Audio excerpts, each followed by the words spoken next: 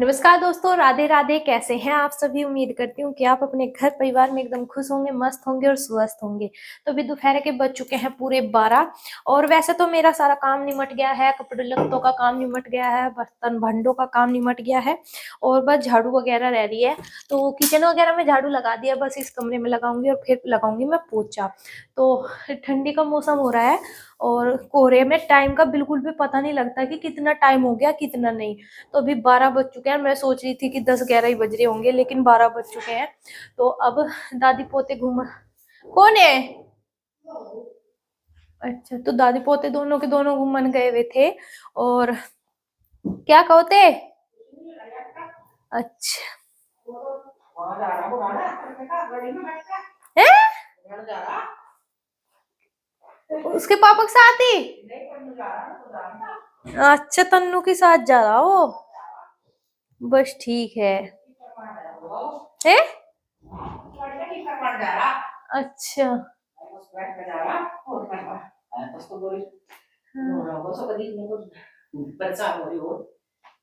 डेग ठीक करवाना गया था, होता नहीं ठीक हो मगर बहुत तरह तरह खराब हो जा। डेग। हाँ। तो बीच में ही आ गई थी सासू माँ और रौनक गया हुआ है अपने ताऊ जी के साथ बुढ़ाने घूमने के लिए। वे बुढ़ाने गए होंगे किसी काम से, तो वो उनके गाड़ी में बैठ के ही चला गया है बुढ़ाने घूमने के लिए। और सासू माँ चली गई है शिखर के यहाँ पर नाटक देखने के लिए। और अभी मेरा जो काम है मैं भी कर लेती हूँ। मुझे क्या करना है कि मुझे रौनक के पापा के लिए बलियान ढूंढने हैं, जैसे जोड़ों पे आ जाते हैं लगे हुए। तो ये बलियान ढूंढने हैं क्योंकि रौनक के पापा के 2 बलियान है जो कि मैंने धो के डाले हुए हैं। अभी मौसम इतना खराब चल रहा है कि बलियान सूखते ही नहीं है। और ये बलियान में झड़का खुल रहा और ये इतनी जल्दी फट जाते हैं बलियान पीछे की साइड से रौनक के पापा के, बहुत ही जल्दी। क्या तो इनमें सुराख हो जाते हैं या फिर फट जाते हैं। तो अभी मैं सोच रही थी कि अब का काम चलाने के लिए एक आधा जोड़े पे लग रहा होगा तो वो उतार के अपना उनको धुल के दे दूंगी, वो पहनने के काम आ जाएंगे। वैसे तो वो पहनते नहीं है घर पे से, जोड़े पे से उतार के अगर उन्हें पहन दे तो वो पहनते नहीं है, क्योंकि वो अपने बलियान खुद ही लेके आते हैं। वो कहते हैं कि ये बहुत जल्दी फट जाते हैं, तो इसीलिए वो अपने बलियान खुद लेके आते हैं। अभी इतनी ज्यादा ठंड हो रही है और बाजार में जाने का टाइम नहीं लग रहा। और वैसे भी रौनक के पापा की छुट्टी भी नहीं है। संडे में मैं गई भी थी सामान लेने के लिए, तब भी हम जल्दी आ गए थे और ना तब याद रहा था हमारे। तो एक आधा बलियान मिलेगा तो अब का काम चल जाएगा। तो अब ढूंढ लेती हूँ, अगर मिल गया तो ठीक, नहीं तो नहीं। नहीं तो फिर दूसरे संदूक में देखना पड़ेगा। बेड में तो मैं अपने कपड़े रखती हूँ ज्यादातर।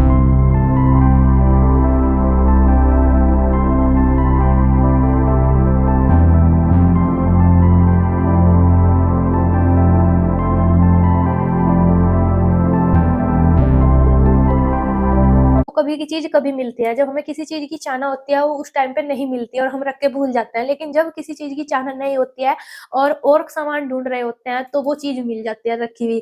तो देखिए, मैं पहले घर गई हुई थी तो मम्मी ने साबुन दी थी रौनक के लिए मंगा के वहां पे।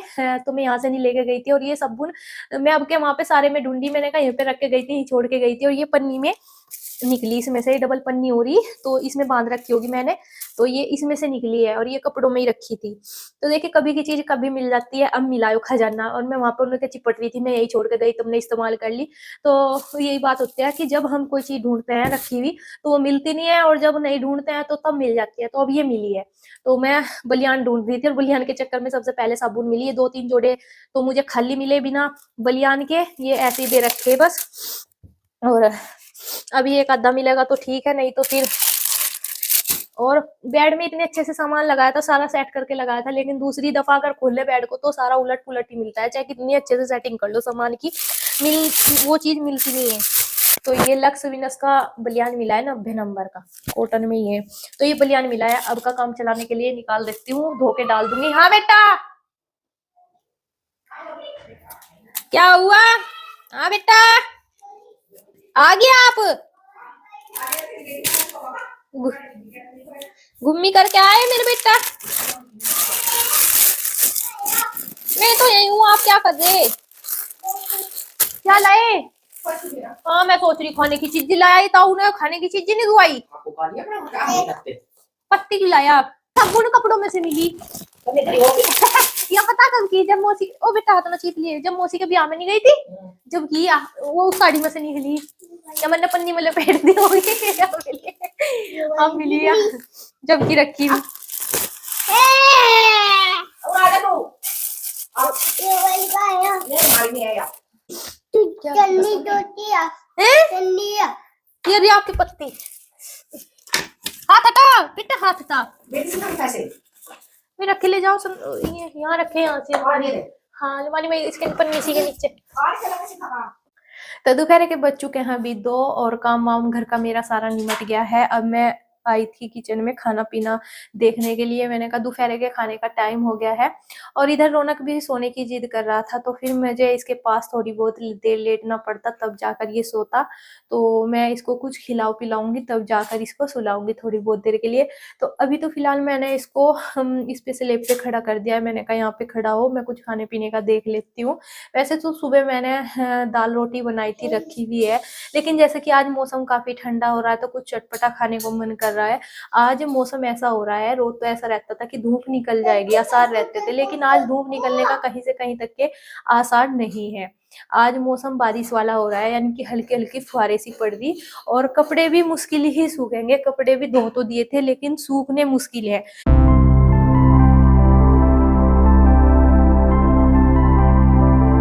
क्या खाओगे आप?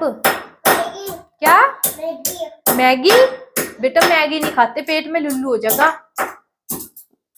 तो रौनक को तो स्लेब पे बैठ के अपना काम मिल गया है। इसने सारे फोग निकाल लिए हैं और इनमें सीधे करने के लिए लग रहा है। तो इसने मामबिस्ते की छोटे वाली मूसली ली हुई है, तो इसने सीधा करने के लिए इसमें लगा हुआ है। तो इतना ही अपना खेल में लगा हुआ है। मैं भी अपना 2-4 आलू लेके आई हूँ, तो इनको काट लेती हूँ। और इधर मैंने आज घी बनाया था। घी तो मैंने रिता दिया था, लेकिन जो बचा कुचा रह जाता है इसको मैंने निचोड़ने के लिए रख दिया था तावनी में। मैंने कहा अच्छे से निचोड़ जाएगा, 1-2 बूंद रह जाती है।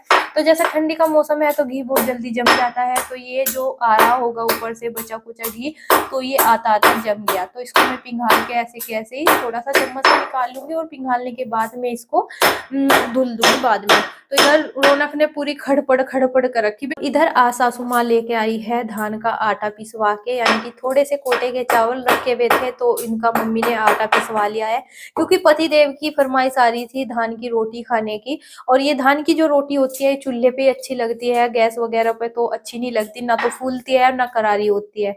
तो ये धान की रोटी खाने का मजा तो चूल्हे का ही है। और चूल्हा हमारे है नहीं, चूल्हा हम कहाँ से लेके आए, तो देखते हैं कैसे जैसे भी होगा। खाने पकौड़ी बनाऊंगी बेटा, मैगी बाद में दूंगी।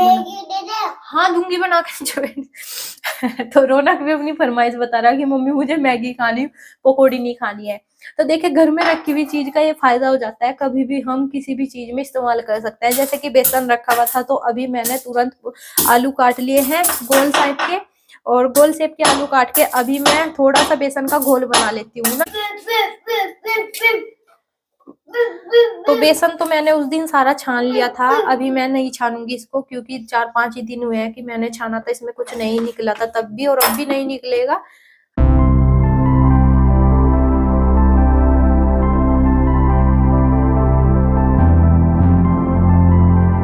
तो भिगोने में मैंने थोड़ा सा ही बेसन लिया है। इसमें मैंने हल्दी, गरम मसाला और नमक, ये 3 चीज डाली है। 1-2 मैं हरी मिर्च काट के डालूंगी, लाल मिर्च नहीं डालूंगी क्योंकि रौनक भी खाएगा, तो इस वजह से मैं नहीं डालूंगी। अभी लग जाती है। और थोड़ा सा मैं डाल, मम्मी जो धान का आटा लाई है बनवा के, थोड़ा सा डालूंगी। इससे क्या है धान के आटे से कि पकौड़ी जो है हमारी कुरकुरी हो जाएंगी और मजा आ जाएगा ठंडी के मौसम में। तो चलिए फिर थोड़ा सा डाल लेते हैं।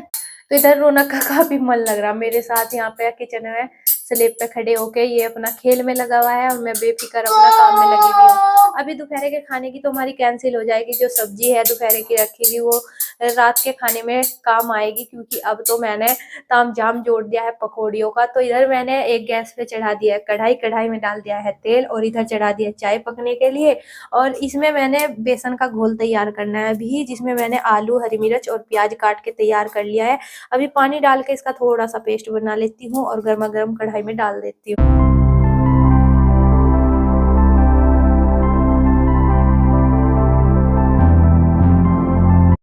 तो मैंने एक तरफ पकौड़ियों का मिश्रण बना के तैयार कर दिया है, और इधर मैंने गैस पे रखी थी कढ़ाई, कढ़ाई में डाला हुआ था तेल। तो तेल भी अच्छे से गर्म हो गया था।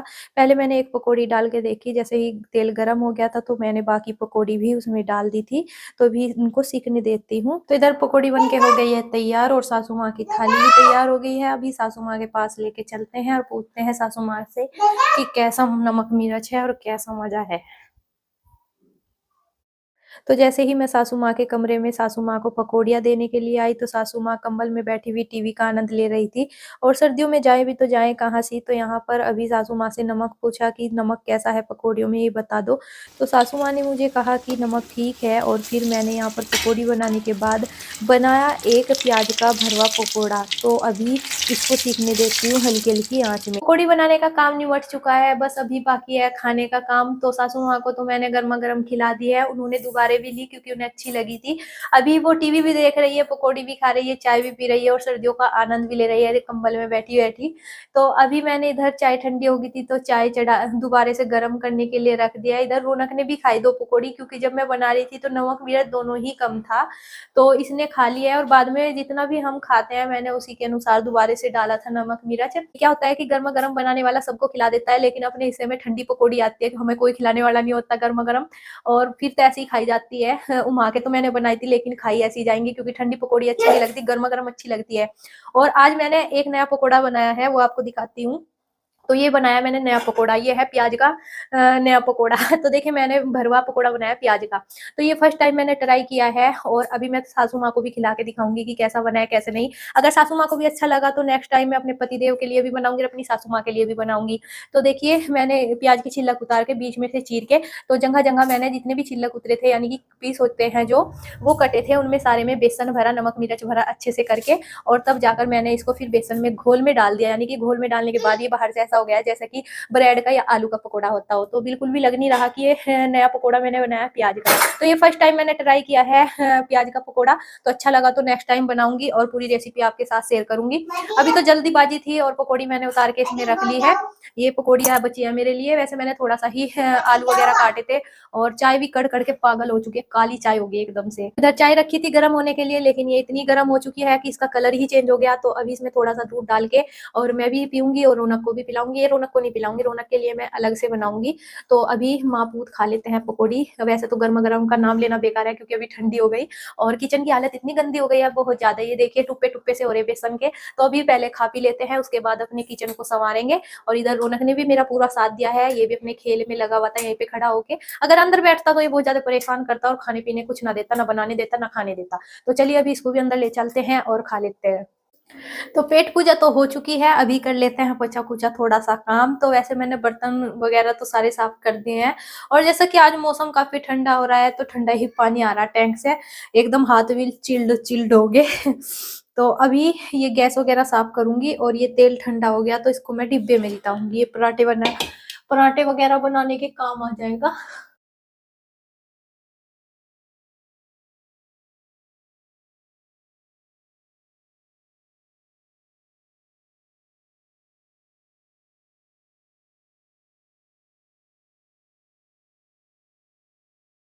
तो भी गैस वगैरह साफ करने के बाद मैं आई हूँ अंदर कमरे में, और यहाँ पर दादी और मम्मी बैठे हुए कर रहे हैं बातें, क्योंकि दादी बहुत दिनों बाद अपनी सैलरी से मिली। 2 महीने हो गए, दिक्कत दादी है। तो 2 महीने बाद दादी श्री जो है हमारी, वे अपने पियर से अपने ससुराल में पधारी है।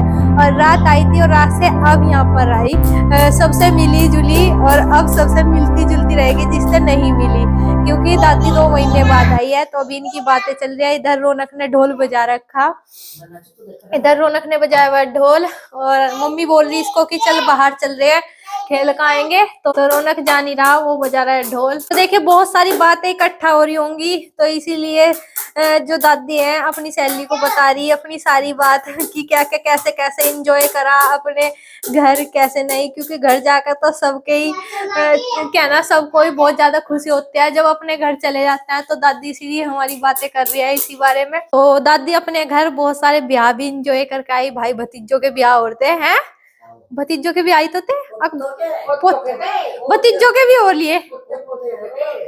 अच्छा अच्छा, तो भतीजों के बच्चों के थे। अच्छा, पोते पोतियों के।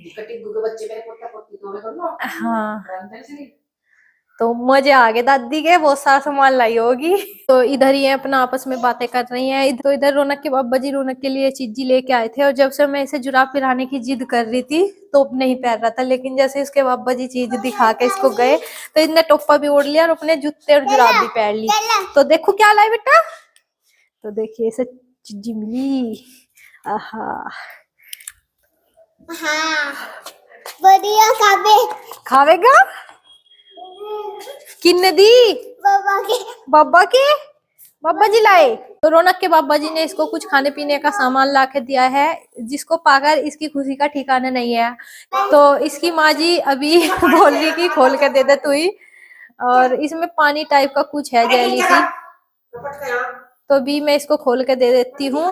तो जी चलिए मैं भी कर देती हूँ इस ब्लॉग का यहीं पर एंड। अगर आपको आज का ब्लॉग पसंद आया हो तो कमेंट करके बताना जरूर। चैनल पे पहली दफा आए तो चैनल को सब्सक्राइब कर दीजिए, वीडियो को लाइक और शेयर कर दीजिए। आप सभी को मिलते हैं एक नई और ऐसी वीडियो के साथ। तब तक के लिए आप सभी अपने घर परिवार में खुश रहें, स्वस्थ रहें, हंसते रहें। आप सभी को तब तक के लिए राम राम, बाय बाय।